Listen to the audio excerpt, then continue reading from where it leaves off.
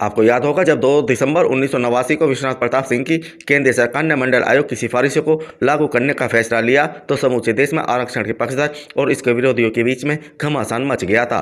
भारतीय राजनीति में कुछ ऐसा ही तहलका मचाने अब रोहिणी आयोग की रिपोर्ट आ रही है, जिसको लेकर भारतीय जनता पार्टी और तमाम ऐसे दल जो जातिगत राजनीति करते हैं वे फूंक फूंक कर कदम रखने को विवश हो गए हैं। दरअसल रोहिणी आयोग की रिपोर्ट के बारे में आम जनता को कम ही पता है। इस वीडियो में हम आपको बताएंगे कि रोहिणी आयोग है क्या, जिसको लेकर पिछड़ों की राजनीति करने वाले दल सहमे हुए हैं। मंडल आयोग की रिपोर्ट लागू होने के बाद से देश में जातिगत दलों का उदय बड़ी तेजी से हुआ। आज भारतीय राजनीति में जातियों का कितना महत्व है, इसका अंदाजा इसी बात से लगाया जा सकता है कि कई दर्जन राजनीतिक संगठनों का उदय मात्र जातियों की राजनीति करते करते हुआ। Bahujan Samaj party, Samajwadi party, Bharatiya Samaj party, Janata Dal youth, लोक जनशक्ति पार्टी, आरजेडी, हम जैसी क्षेत्रीय पार्टियों का आधार ही जातियां रही हैं। इनमें से अधिकांश पार्टियों का वोट बैंक पिछड़ी और अनुसूचित जाति के मतदाताओं का है। मंडल आयोग की रिपोर्ट लागू होने के बाद जब समाज के पिछड़े वर्ग को 27% आरक्षण दिया जाने लगा तो इस वर्ग में कुछ साधन संपन्न जातियों ने इसका भरपूर लाभ उठाया। एक ऐसे समय जब सवर्णों पर यह आरोप लगने लगा कि 10% आबादी वाली सवर्ण जातियां 90% पिछड़ी जातियों का हक मार रही हैं, तो रोहिणी आयोग की रिपोर्ट ने कई रहस्योद्घाटन करते हुए पिछड़ों की राजनीति करने वालों के बीच में तहलका मचा दिया है। रोहिणी आयोग की रिपोर्ट के अनुसार पिछड़ा वर्ग की 10 जातियां करीब 25% आरक्षण का लाभ ले रही हैं। वहीं 25% पिछड़ा वर्ग की जातियां 97% पिछड़ों के हक पर काबिज हैं। सबसे हैरानी वाली बात यह है कि पिछड़े वर्ग की 2633 में से 983 जातियों को आज तक आरक्षण का कोई लाभ ही नहीं मिला है। दरअसल उत्तर प्रदेश और बिहार में आजकल हिंदू वोटों में सेंधमारी के लिए कई राजनीतिक दल जमकर जातीय जहर फैलाने में जुटे हैं। उत्तर प्रदेश और बिहार में पिछड़ों की राजनीति करने वाली जातियां समाज में यह जहर घोल रही हैं कि 10% आबादी वाली सवर्ण जातियां 90% पिछड़ी जातियों का हक मार रही हैं। लेकिन अब यही रोहिणी आयोग की रिपोर्ट जातीय राजनीति करने वाले दलों की पोल खोलने में लगी है। पिछड़ों की राजनीति करने वाले दल सख्ते में हैं। पिछड़ों में ही पिछड़ों की 983 जातियों के लोगों को जिस दिन यह पता लग जाएगा कि पिछड़े वर्ग की 10 सशक्त जातियों ने उनके राजनीतिक और आर्थिक हकों पर कब्जा कर रखा है, तो उस दिन इन 10 जातियों की परेशानी और ज़्यादा बढ़ जाएगी। सबसे दिलचस्प बात तो यह है कि पिछड़ों की राजनीति करने वाले राजनीतिक दलों के अधिकांश बड़े नेता इन्हीं 10 जातियों से आते हैं।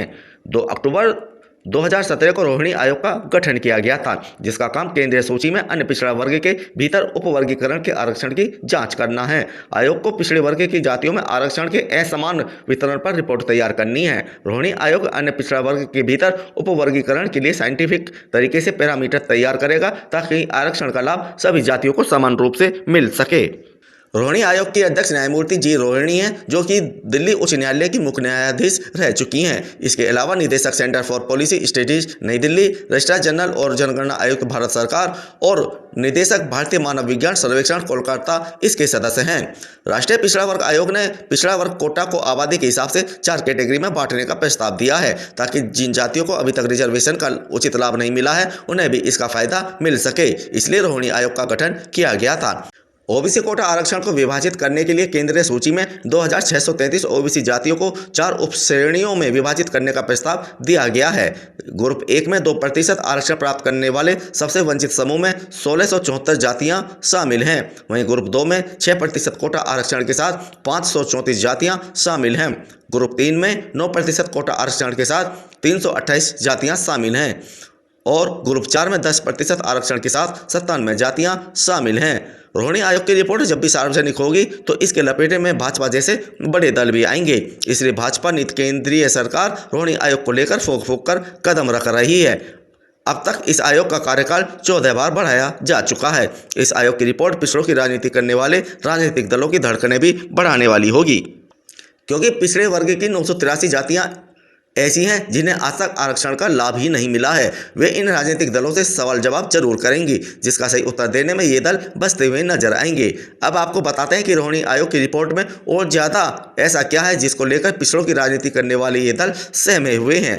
वर्ष 2018 में रोहिणी आयोग ने पिछड़ा वर्ग कोटा के अंतर्गत केंद्र सरकार की 1,30,000 नौकरियाँ और केंद्र सरकार के संस्थानों में एडमिशन के आंकड़ों का अध्ययन किया। रिसर्च में पाया गया कि केंद्र की 97% नौकरियों और कॉलेजों में दाखिले में पिछड़े वर्ग के तहत 25% उपजातियां काबिज रहीं। सबसे विशेष बात तो यह है कि इनमें से 24.95% सीटों पर सिर्फ 10 पिछड़ी जातियों ने कब्जा किया हुआ है। हालांकि आयोग ने आरक्षण का सर्वाधिक लाभ लेने वाली जातियों के नाम उजागर नहीं किए हैं। चौंकाने वाली बात तो यह सामने आई कि पिछड़े वर्ग की लगभग 37% जातियां यानी 983 जातियां ऐसी रहीं जिनको सरकारी नौकरी और शैक्षणिक संस्थानों में प्रवेश हेतु आरक्षण का लाभ नहीं मिला। पिछड़े वर्ग की 994 उपजातियों का शिक्षण संस्थानों में एडमिशन और सरकारी नौकरी का प्रतिनिधित्व केवल 2.68% है। आयोग अपनी रिपोर्ट जनवरी 2023 के अंत में केंद्र सरकार को सौंपने को तैयार था, लेकिन केंद्र सरकार ने रोहिणी आयोग के कार्यकाल को 14वां विस्तार दे दिया। अब आयोग 31 जुलाई 2023 तक अपनी रिपोर्ट देगा। इस वर्ष 9 राज्यों में विधानसभा के चुनाव होने हैं। ऐसे में यह रिपोर्ट सार्वजनिक होती है तो यह भारतीय राजनीति में बड़ा तहलका मचा सकती है। अगर आयोग ने इन 10 जातियों के बारे में डिटेल से बताया तो कई पिछड़ी दबंग जातियों के तथाकथित राजनीतिक आकाओं के सामने अपना राजनीतिक वजूद बनाए रखने में भी दिक्कतें पैदा हो सकती हैं। इसलिए केंद्र सरकार सहित सभी राजनीतिक दल इस रिपोर्ट के आने के बाद होने वाले नफा नुकसान को लेकर अपनी अपनी गोटियां फिट करने में लग गए हैं।